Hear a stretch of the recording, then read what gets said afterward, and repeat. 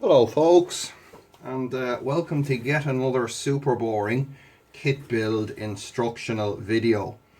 The kit in question that we have for you today is the Gen 3 Tesla Charger Controller version 2.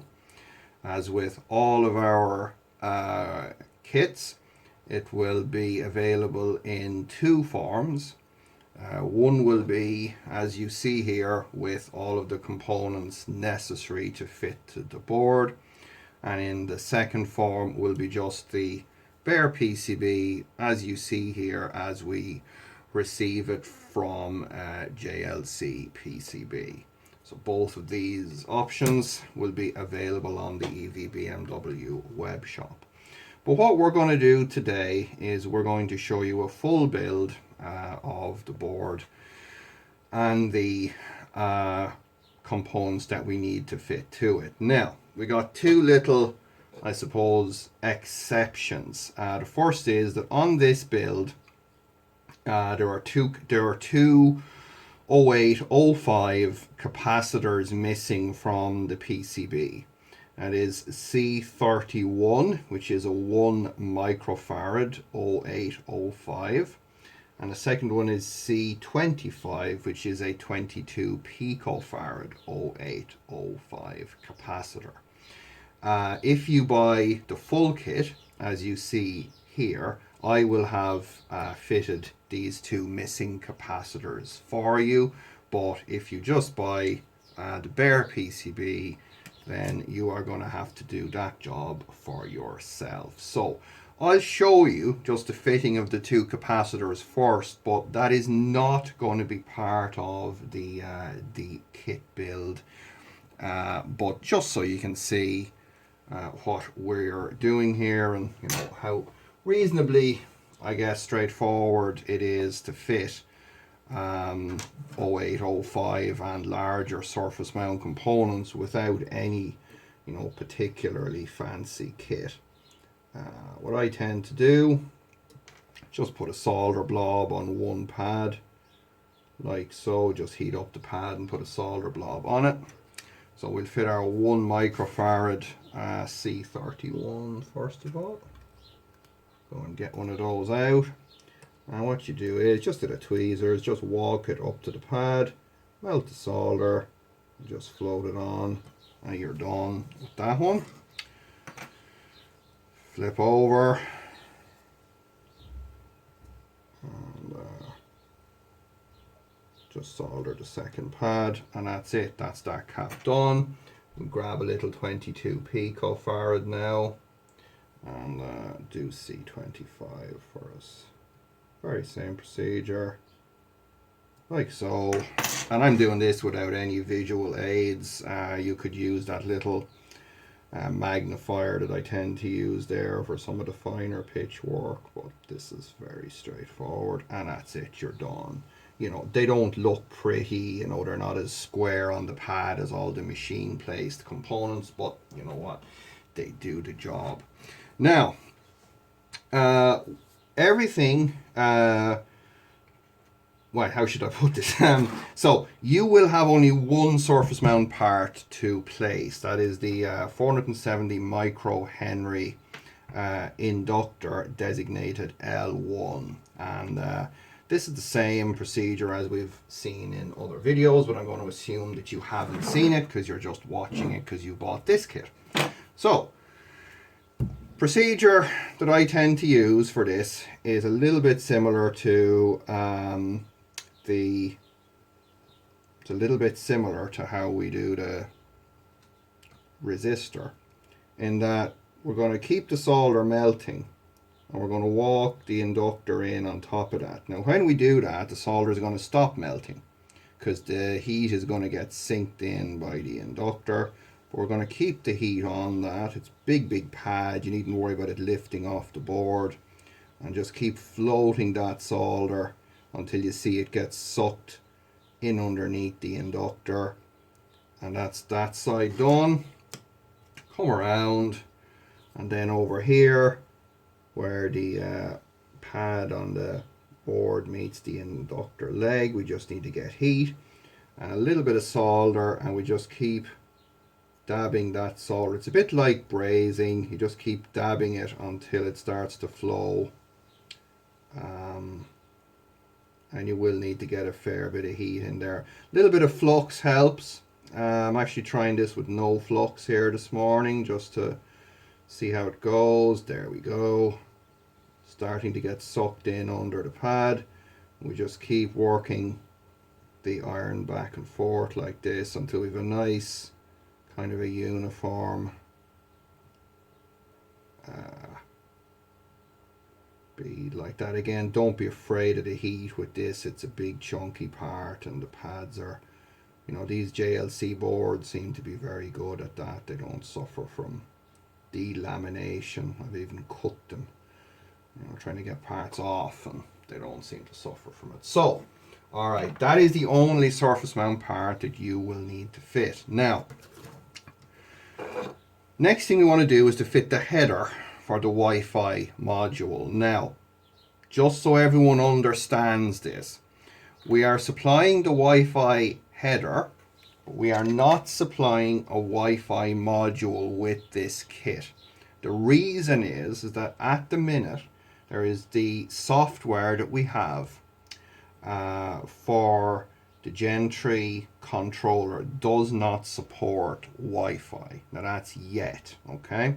It will at some point, and then you're welcome to fit a Wi-Fi module on there, but it's not part of the kit at present, because I know that when people see this, they're going to say, oh, Damien, you forgot the Wi-Fi module. No, I didn't.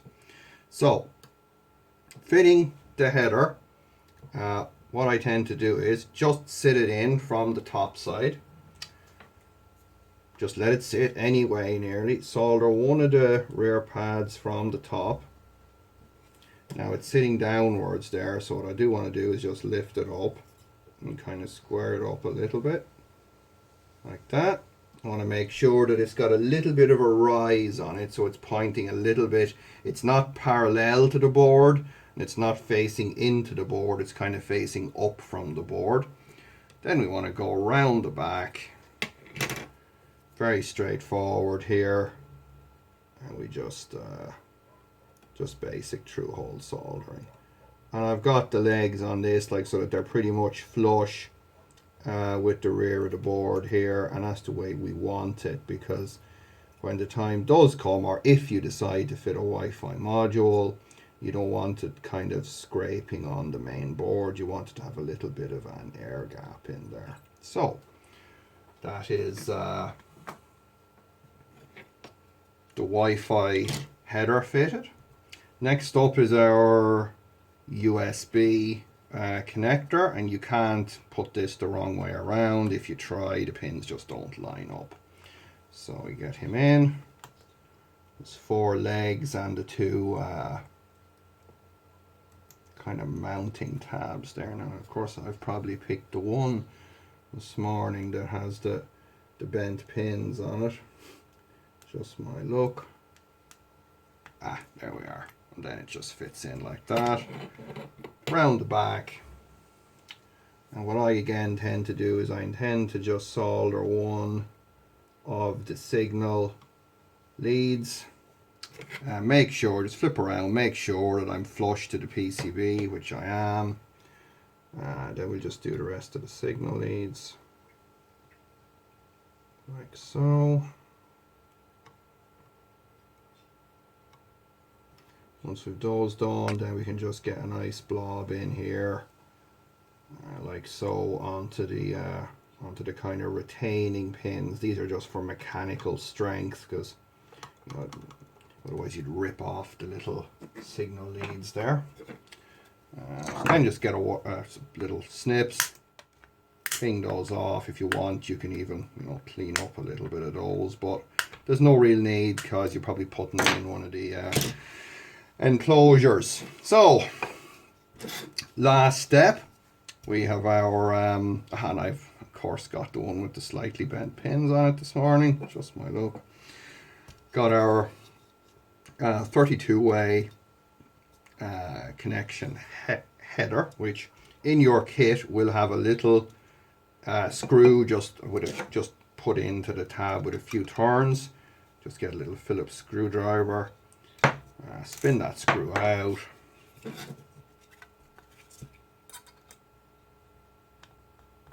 Sit it into the board. A little bit of finger pressure to keep it in. Make sure all of our pins are in. There's none of them bent off somewhere. Take our little self-tapping screw. There's a hole in the back of the board that lines up with the tab. And just basically crank that guy down. Shouldn't take much pressure. And then just give it a little tighten. And that is your header fitted. And now it's super boredom time, and I'm going to go ahead and solder all 32 of these pins in real time for you on here. Now, while we're doing this, I'll just answer a few, I suppose, of the most probable questions. The first will be, what software do we use for this? Well, it's the very same software as the old the Gen 4 and back. Sorry, the version 4 and lower Gen 2 charger boards. It's on the GitHub. Obviously, if you do buy one of these kits from me, I will have preloaded. That is, if you buy the full kit from me, I will have preloaded the firmware. If you buy the bare board, or as I say, the I guess the PCB, then you'll have to do all that for yourself.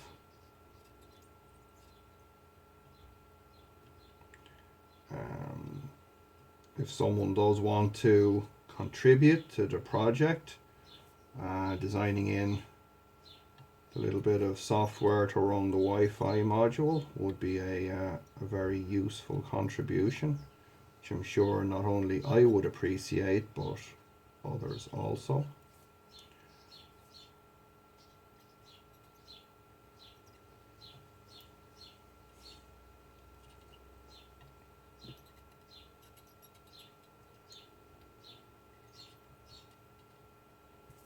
The software is compiled and loaded in the Arduino IDE.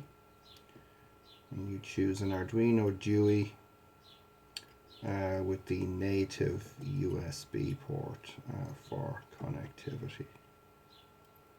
And again, there's good information on the Open Inverter forum about all this. So, there we are, guys. That is our kit build. So just another question that has popped up. So a lot of these controllers are built around the same hardware core. People have asked about the erase and the reset button. Are they missing? No, they're not. They're just options that are on the board during normal operation. You don't need to worry about those. So now that we have our kit built up, obviously we're going to want to program it. So I'll go through this just quickly. I won't show you the computer side of it. That'll be for another video, or just read the forum. What we'll show you here is how to connect. We're going to want a USB-B. We're going to plug that guy in. We should get an LED come on here. As you see, that means we've got 3.3 volt power on. This point now, going to go into our Arduino IDE. I'm going to select the port. Arduino doing native programming port, Gen 2 Tesla charger software. I'm just going to hit the program button, and it's going to go ahead now and do its Arduino-y thing and load the firmware on here. It says uploading now. And it's still churning away and uploading, getting some progress bars.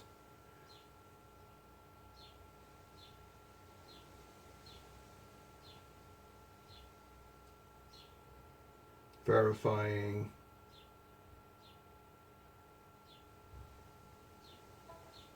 And done uploading, and that's it.